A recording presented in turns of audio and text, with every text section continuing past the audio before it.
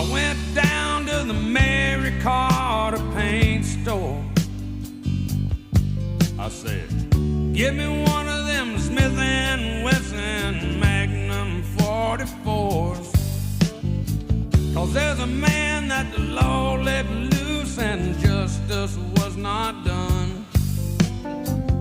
This man killed my wife and my only little son. I'll never forget the way he looked all through the trial. He had his big name lawyer and he had that smirky smile. Well, yeah, he got you off on a technicality,